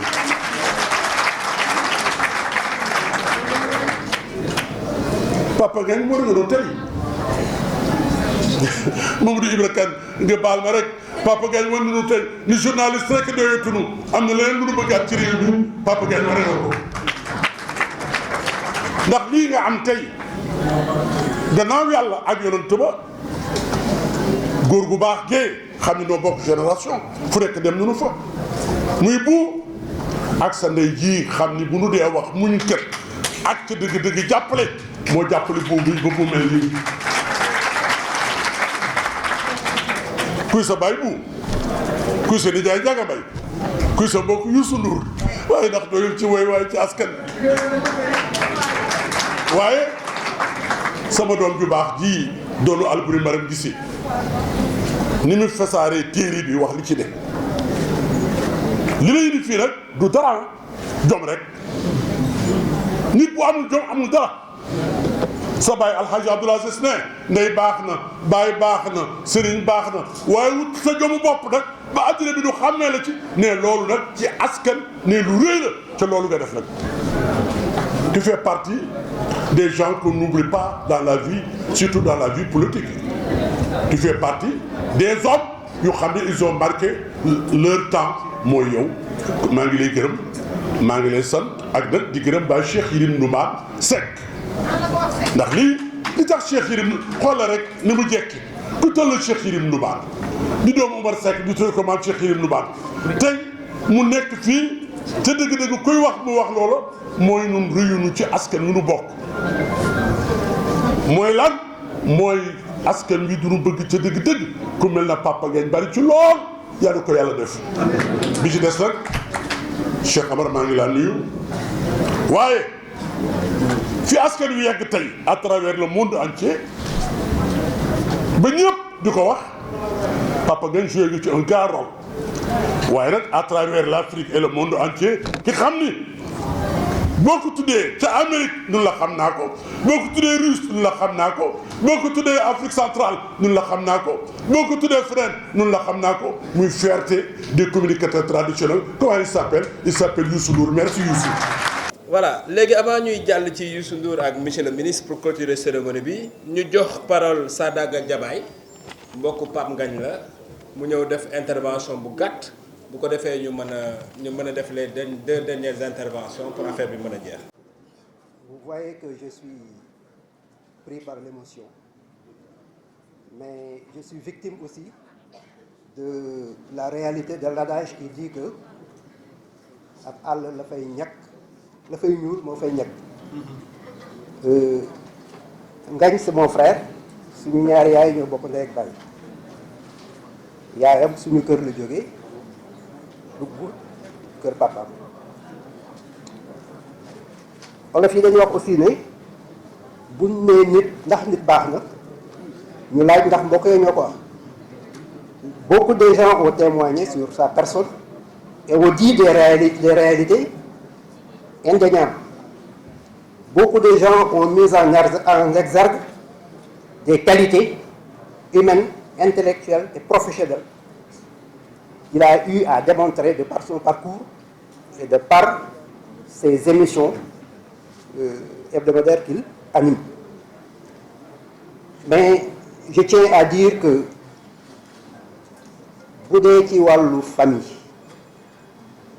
sama yaay ngi may dégg du ma démentir nit nag mënul bañ am sikk parce que je me veux objectif li may wax yàlla mi ngi may dégg donc li may wax bu nekkuloon du ma ko wax parce que jaraluma ko bu dee ci responsabilité familiale voilà un homme qui fait de sa vie un sacerdoce pour être au service de ses parents et surtout de sa maman. Et ça, c'est une valeur que nous commençons à perdre. Parce que malheureusement, les valeurs occidentales nous empêchent de vivre certaines réalités qui étaient la base de la vie en famille chez nous, en Afrique. Ngagne li muy am personnalité ay waajuram xamuñu ko man magam kese la amaluma ko benn njariñ mais du def lu ma waxul bu ma laajee xalaat aussi bu ma ko joxee xalaat bu ma ko joxee xalaat mu respecté ko et pourtant c'est quelqu'un de têtu. D'ailleurs ce défaut-là fait partie de ses qualités parce que c'est ce qui lui permet souvent de pousser les gens jusqu'à leur dernier retranchement pour les amener à affirmer des choses qu'ils ne veulent pas affirmer. J'ai suivi récemment son émission avec Maître El Hadji Diouf et j'ai senti que n'eût été son acharnement, certaines choses n'allaient pas être dites. may gàttal nag sama wax di ko tënk rek ci ne ñun xale yi Ngagne war na mën a doon royukaay ci ñun parce que Bou Kounta Ndiaye mooy papaam Ndiaga Mbaye mooy nijaayam. Il pouvait s'appuyer sur le carnet d'adresse de ces deux personnalités pour arriver là où il est. Mais si Ngagne est aujourd'hui là où il est, c'est parce que daf ko baal leen ma ci waxin bi mais daf ko ñefeel boppam. Donc ça, je crois que c'est une valeur qu'il faut retenir et cultiver ça de façon pérenne. Bi ci des mooy nit man loolu laa gëm nit ku amul ñaanu way jur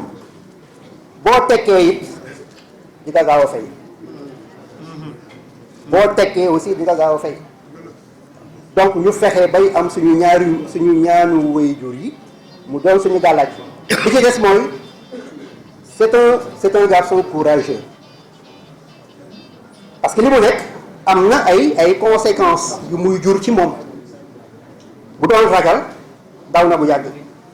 mais macha allah donc yal na ko yàlla gën a taxaw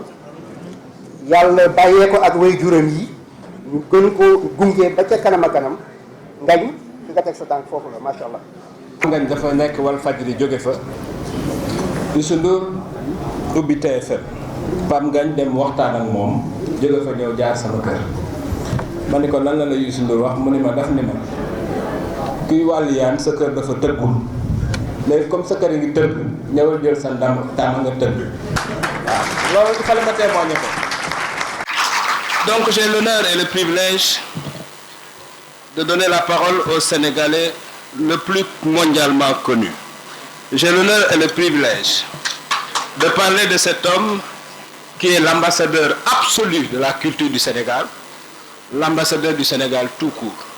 Je dis toujours qu'aux gens de notre génération que Youssou Ndour est pour nous tous un exemple absolu. D'abord,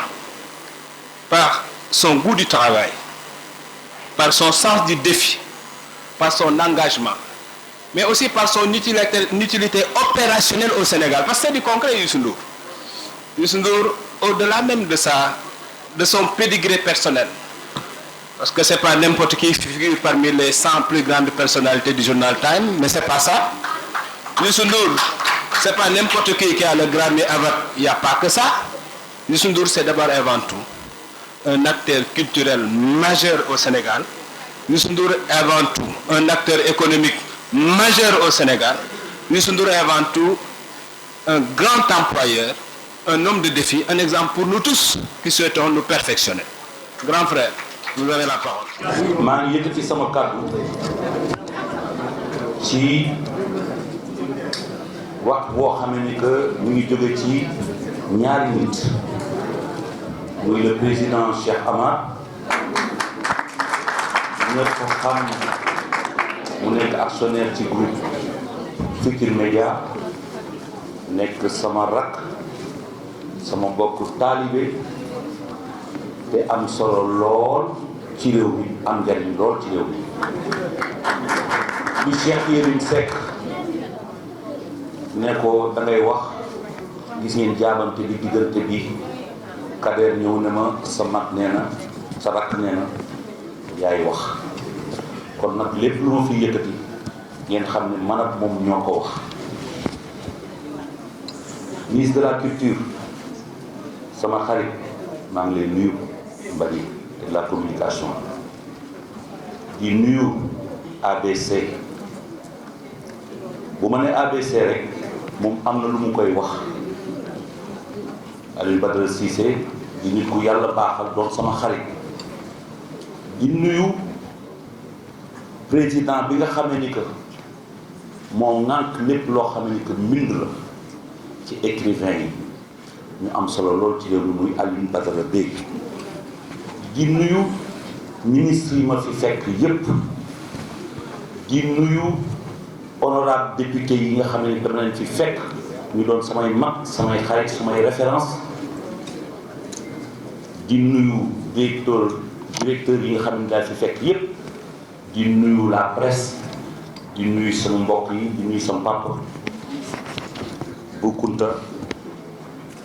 ba pare di nuyu sama nijaay Alaaji Mansour Mbaye ku lim juum waaye maa ngi nuyu ñëpp fàttewuma kenn réew mi nag dafa am lu ñu dal démb muy lu tiis lu metti yóbbaale ay bakkan kon balaa may tàmbale sama waxtaan dama bëggoon jaale xalif général bu Médina Gounass bu dàkk bi Thierno Cheikh Amadou Tidiane Ba ak njaboot yépp yàlla xare àjjana yi nga xam ne dañu ñàkk seen bakkan ci lakk gu metti gi dal ci sunu kaw te ñi ci gaañ yàlla yëkkati leen ñu dellu seeni kër Papa Ngagne livre bi ku ma ci ba max ma jël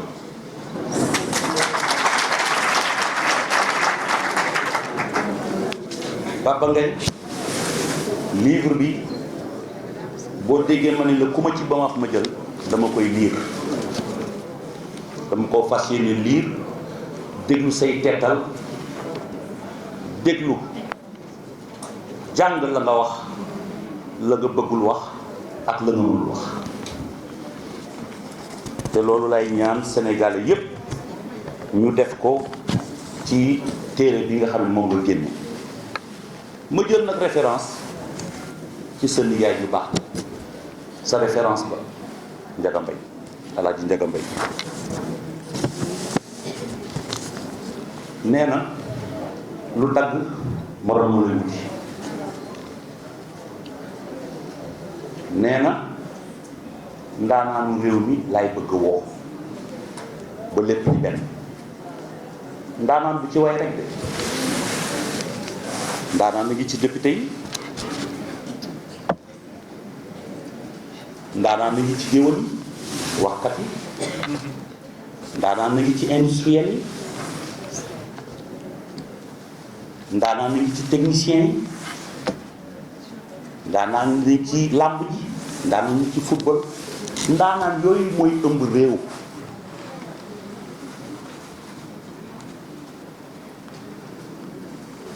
fépp dafa am ndaanaan ndaanaan du woy rek ndaanaan yooyu ñoo ëmb réew te loolu mooy la sa nijaay waxoon ndaanaan yi laa bëgg woo ba lépp di benn kon petit frère ndaanaan la ndaanaan loo xam ne ni askan wi sagal nga ñu saa yi ma la gisee ci télévision bi sama yaram dafay daw ndax dafa am lu bari lu ñu bokk dafa bare yoon yoo xam ne dañ fa ànd lañ naan garab ci kaw lay fekkante loolu mooy dawloo sama yaram je suis fier de toi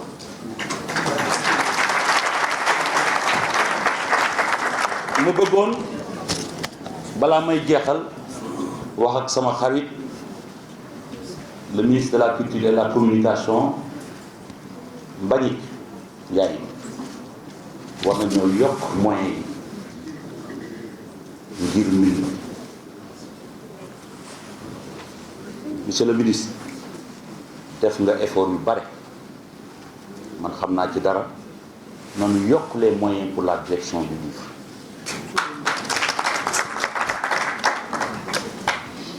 Xaadimu Rasuul on fi jaar télévision amul de image amul de lu fi des mbind ci Hadji Malick Sy lu fi des bind boo demee sax ci jàkka ji ba ñaan jabar imaam day bind léegi kon bind am na solo bind mooy des kon monsieur le ministre nañu def lépp ñu yokk xale yi ordinateur xew na waaye dañu am suñu rythme am suñu réew am suñuy valeur am suñu aada nan ko yokk waay te mu leer ma ni wax ji nga xam ne yëkkati naa ko soo ko yëkkatee yóbbu ko ci président de la République mooy nga xam ni moo protecteur des lettres des arts et des lettres jote gi dara kon nan ko yokk pour permettre que réew mi nga xamee ni que culture orale la ñu am dañuy wax rek léegi-léeg sax ñuy wax ba déraper culture orale la loolu moo ne ci ñun c'est une culture orale ce pays du loolu amee bu mu tax ñu fàtte mbind mi ñiy wax dañu war a bind ci li ñuy wax dama leen di nettali lu ndaw dama dem France il y a 9 ans benn éditeur woom ne ma dama bëgg sa yaay defar livre sa way buuru jigéen defar livre man ne ko sama yaay mu ne ma waaw mu ne ma dama bëgg ñu yónnee équipe ñu toog sa yaay 15 jours muy togg li nga xam ne moom la dañ daan toggal bi ngeen nekkee xale ba bi ngeen màggee ma ne ba loolu da neex mu indi équipe ñu signé contrat boo xamee ni que day permettre sama yaay bu toogee di wax ni ñuy toggee ñoom ñu transcrire ko def ko ci livre boobu mat na 8 ans li ci sama waajur bu jigéen jot ci royalty baax na donc livre mi ngi am njariñ ci sax ñi dul bind di lire kooku anecdote la ku dégg livre bi ñu ne la cuisine de ma mère àdduna yëpp traduit nañ ko ci langue yëpp kon nag mbind am na solo monsieur le ministre maa ngi leen di gërëm di leen sant. On va immédiatement donner la parole à Serigne Modou Kara Mbacké Noreyni mu waxtaan ak ñun ñaanal ñu bu ko defee le ministre de la culture va clôturer la cérémonie. Serigne Modou Kara, vous avez la parole. Basmala wa ba'dal hamdala wa ba'dal hawqala. Assalamu alaikum wa rahmatullahi wa barakatuhu. ginnaaw ba nu ziyaare alxulafaau al Sénégal bi min Sayyid Mouhamadul Mokhtar ilal axir nuy massawu sunu mbokk yi nga xamante ni bi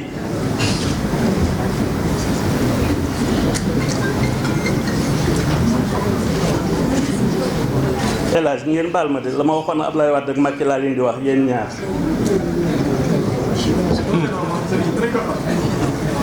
mooy ñu déglu ma mbaa ma déglu leen ndax fi ma tàmbalee inna lillahi wa inna ilayhi raji'un muy nuru lu metti te kuy seetantal li xew ci àdduna bi ay mag ay mukallaf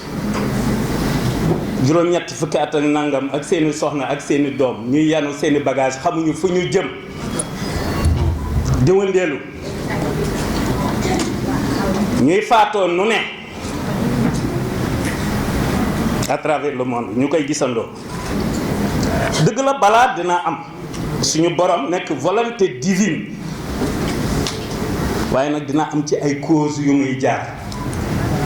bu ñu defee ne nit rek mooy feeñalu caay-caay déedéet li ñuy tuddee jinne te mu invisible dina feeñalu caay-caay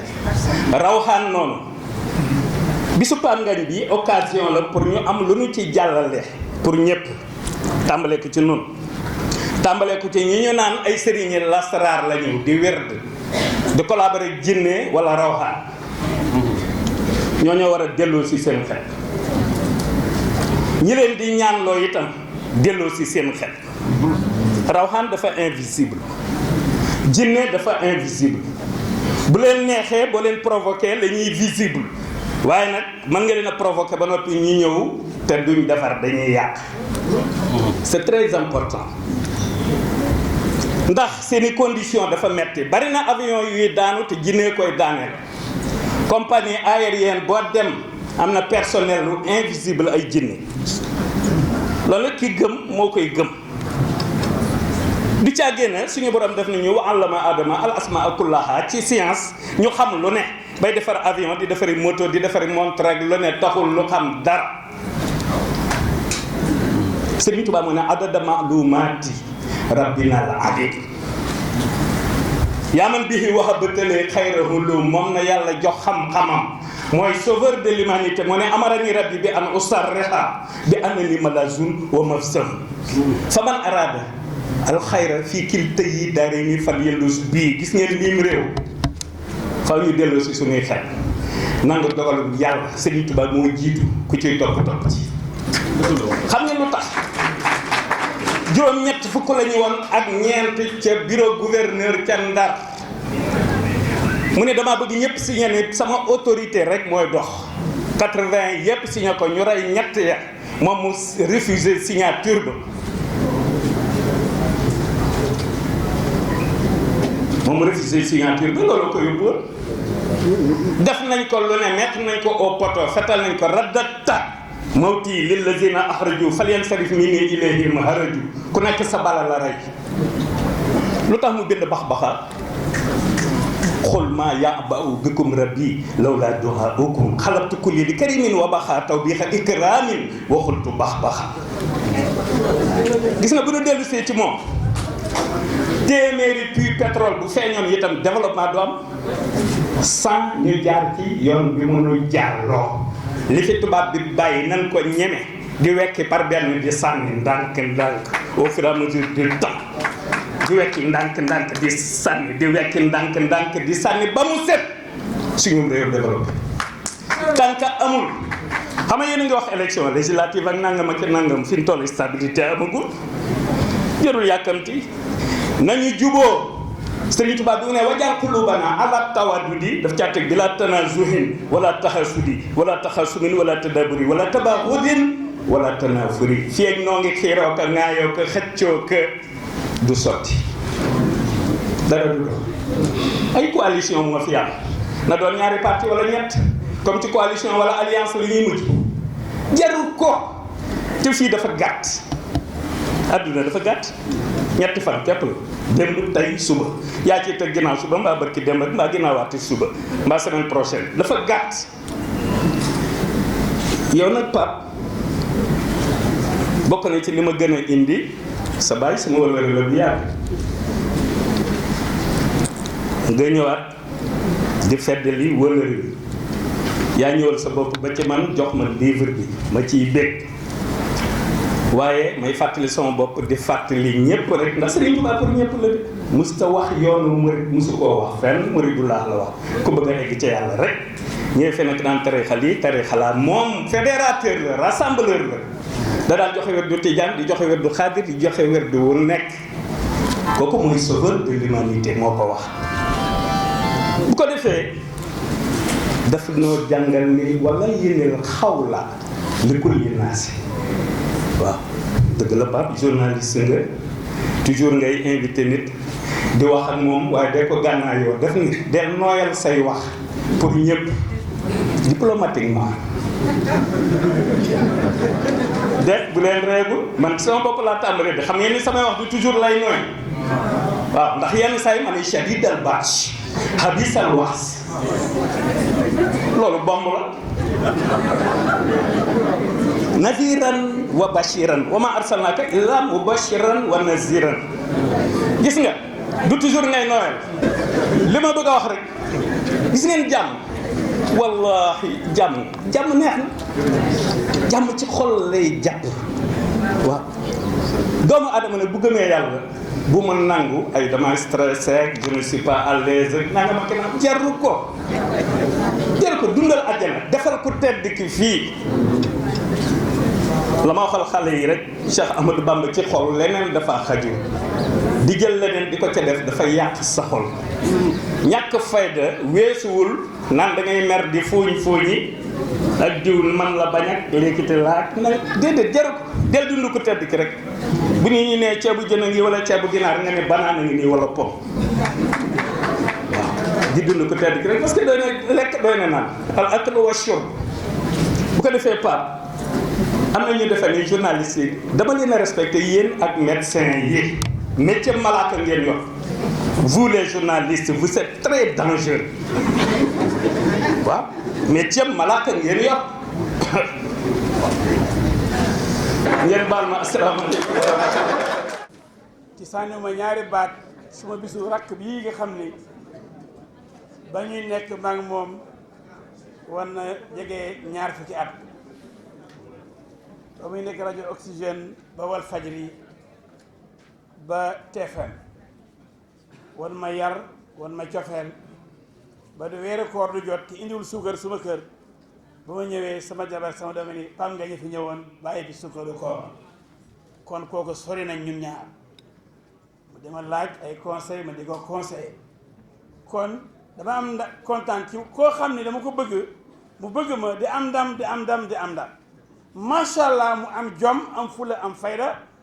macha allah am xam-xam am intelligence am professionnalisme moo ko may tey li mu am ba moo tax ñu bëri xëy na du El Hadj Diouf waaye ñu bëri bu ñu dem ñu Pam Ngagne dañuy lox de pat pati. Avant de donner la parole à Monsieur le ministre de la Culture, je voudrais lui adresser nos remerciements les plus sincères. Parce que c'est dans la foulée, dans un calendrier, on l'a extrait d'un agenda très chargé pour l'amener ici présider cette cérémonie. Monsieur le ministre, nous sommes très touchés par votre présence, parce que vous êtes notre tutelle en double titre. Aujourd'hui, nous célébrons un livre, vous êtes le ministre de la Culture. Pam Ngagne est journaliste, il relève de la communication, vous êtes en même temps le ministre de la Communication. Donc c'est avec un grand plaisir que je vous donne la parole pour prononcer le discours de clôture de cette cérémonie. Merci. ci turi président de la République Macky Sall bi nga xam ne moo nekk protecteur des arts et des lettres di ko def aussi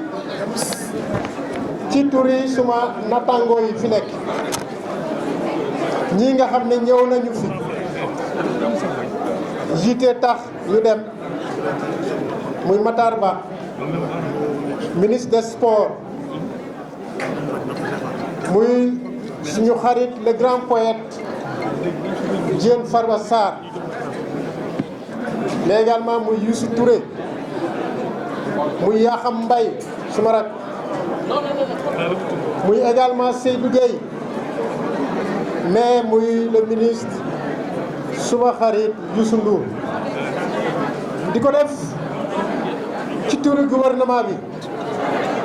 premier ministre ak l'ensemble du gouvernement am mbégte lool nag ñëw fekk fii ñi ma fi fekk muy les honorables députés toute sensibilité confondue parce que gis naa fi suma jigéen suma sœur Aïda Mbodj gis naa fi suma xarit Thierno Bocoum gis naa fi député Alaji Diouf Saloum Saloum bi mais gis naa fi aussi Doudou Wade ñu ñëw fekk fii le médiateur de la République suma xarit Alioune Badara Cissé fekk fii le président des écrivains du Sénégal nga xam ne du toog ñaari fan ñetti fan ñëwul wax ma ci culture bi wax nga dëgg Youssou président de la République Macky Sall bi mu ñëwee jël nguur gi le fonds à l'édition daf ko fekk à 250 millions 250 millions éditeurs yi écrivains yi yëpp ci xëccoo 250 millions yooyu ñu toog fekk monsieur le président yaay le premier protecteur des arts et des lettres yow yaa remplacé Léopold Sédar Senghor l'académicien le grammaire yaa remplacé l'économiste Ablaye Wade waaye le fonds à l'édition est-ce que doo ko mën a yokk ci kanami Alioune Badara Bèye à la biennale mu ne naa ko jëlee 250 millions indi ko à 570 millions loolu la def budget bii may gérer 270 millions la def au fonds à l'édition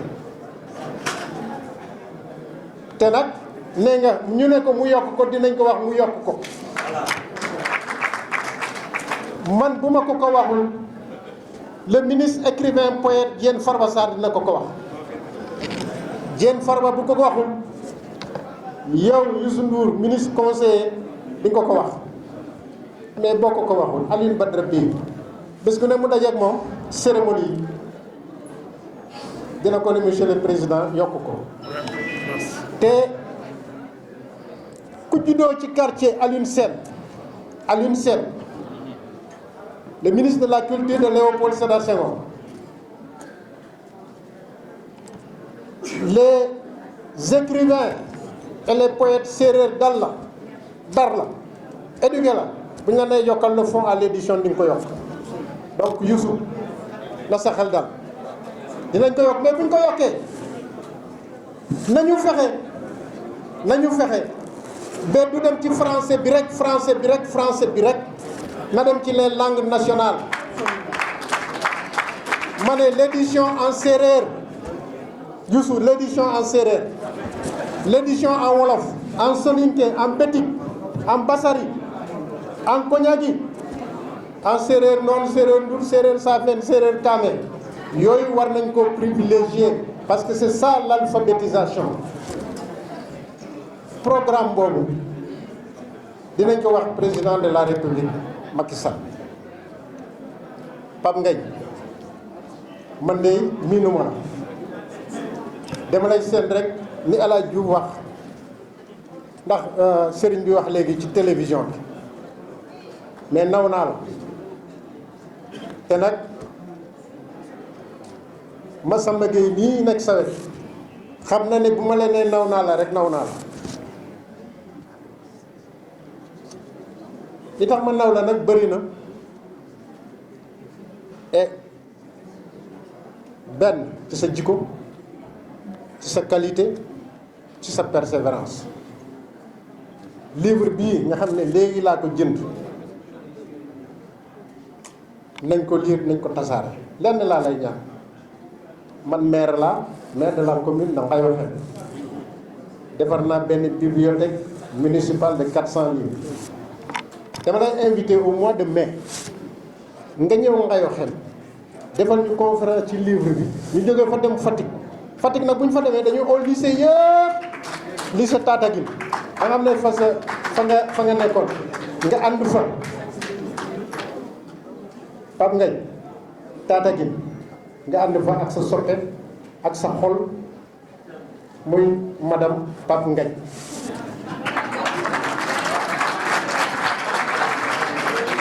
ñu def fa nag la première conférence bi nga xam ne bi dañuy tasaare livre bi ci centre de lecture yi nga xam ne CLAC lañ koy wax mais aussi ci bibliothèque régionale Tataguine nga yoroon ku la fa yóbbu Njaga Mbay kuy Njaga Mbay grand poète les grands paroliers maa ngi fàttaliku bu Alioune Sène ñëwoon Fatick tous les samedis peut-être Aliou yow dañ ko doon fàttali bu ensemble instrumental ñëwee président Macky Sall rek mu ma koy rappelé keroog Diène en conseil des ministres ba mu ne la ma doon gis ba ma nekkee Fatick Alioune Sène di ko def war nañ ko def oui dinañ ko def di nga ñëw ñu reprendre le cycle des conférences à partir de Tataguine au mois de mai bu boobaa nag ngurbaan lañ la jox xaw ma ajaar na ko togg wala du ko togg mais dinañ ko def di gërëm ñi fi nekk ñëpp discours bi dama ko bëggoon a def français mais compte tenu de l'ambiance dama koy résumer nii rek jox ko mes amis de la presse ñu mun ko exploiter di la yëgal ne rek ministère de la culture et de la communication bi nga ne doublement la ñu nekk ak yow wax nga dëgg parce que boo bindee livre culture la tiire ko fan nga nekk un homme de rajo un homme de télé nekk nag ma am ci mbégte lool nga nekk nag suma télé xarit muy Youssou Ndour nga xam ne rajo bi moom chaque 6 heures moom lay déglu chaque 6 heures boo mu jullee ba pare moom lay déglu télé bi léeg-léeg ma koy seetaan rek RTS lay gën di seetaan mais rajo bi moom chaque matin 6 heures boo ma yee rek xamal ne maa ngi déglu rajo ak Babacar Fall livre bi dinañ ci jënd oui Youssou nee nga ñu jënd livre bi avant nga di ma ko wax su ma rakk yaa xam mbay daf maa oo bërke bi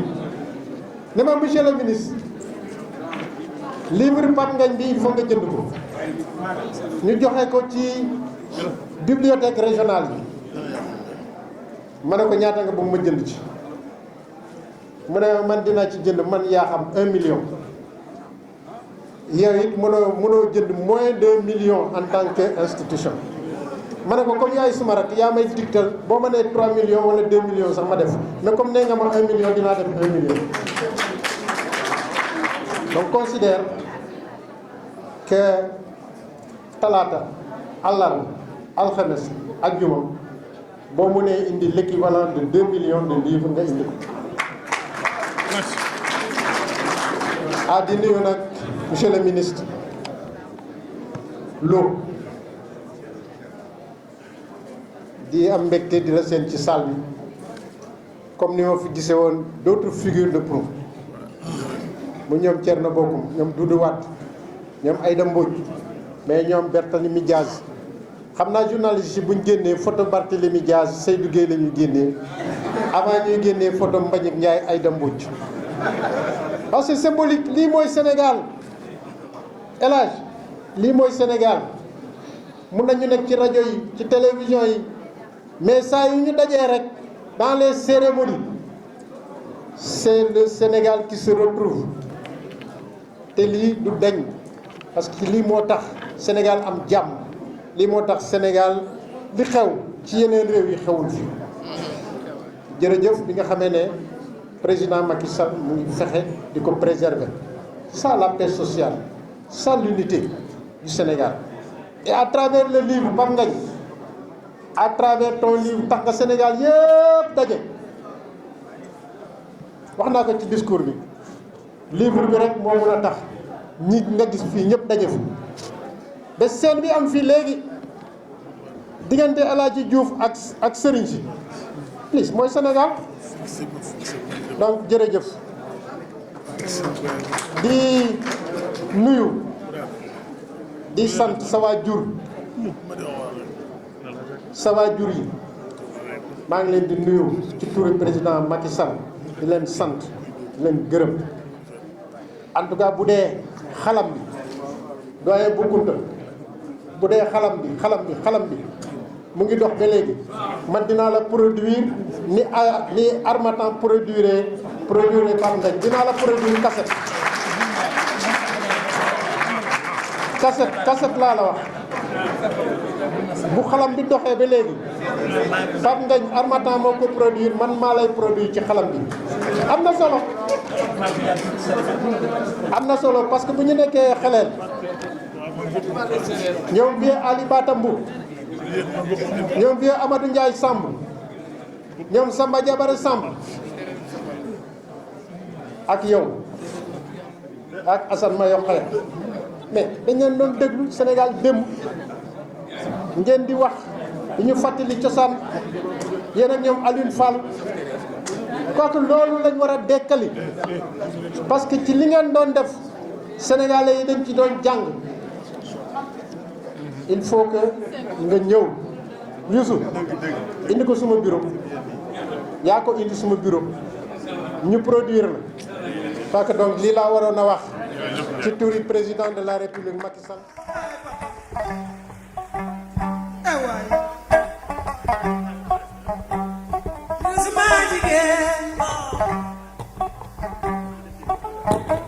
Li dong la